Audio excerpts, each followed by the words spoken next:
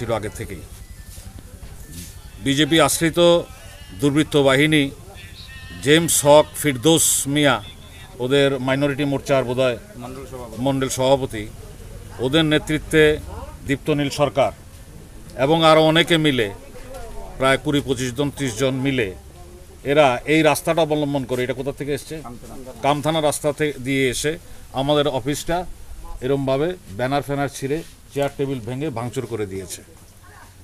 ভাঙচুর করে মহিলার গায়ে হাত দিয়েছে, যিনি এলাকার প্রধান এবং কিছুদিন আগে কংগ্রেস দলে যোগদান করেছেন, ওনার গায়ে স্পর্শ করেছে, শ্লীলতাহানি করেছে এবং আমাদের কিছু এখানে যারা আমাদের কর্মী সমর্থক ছিল তাদেরকে আক্রমণ করেছেন। তারা ভয়ে পালিয়ে গেছে।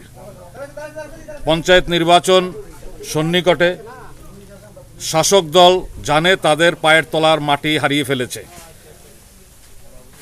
বিশালগড়ে অধিকাংশ পঞ্চায়েতে একটা ওয়ার্ডেও বিজেপি প্রার্থী এবার জয়ী হবে না।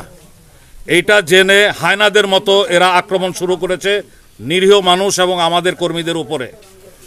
আমরা পুলিশ এবং প্রশাসনের কাছে এর সুষ্ঠু তদন্ত করে এর বিচার চাইছি।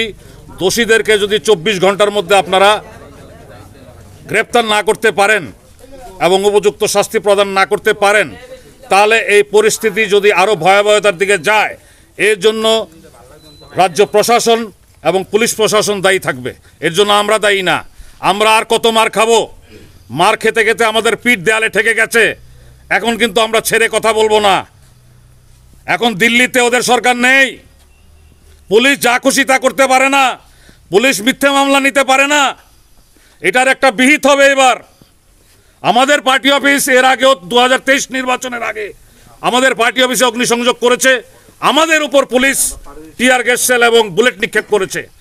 কার অঙ্গুলি হেলনে? এই দলদাস পুলিশ। ওদেরকে আমি, একটা শ্রেণীর পুলিশ দলদাস হয়ে কাজ করছে, ওদেরকে আমি সতর্ক করে দিতে চাই যে এটা কিন্তু শেষ না। এই অরবিন্দনগর পার্টি অফিস ভাঙ্গাটা একটা শুরু হলো, সূত্রপাত হলো।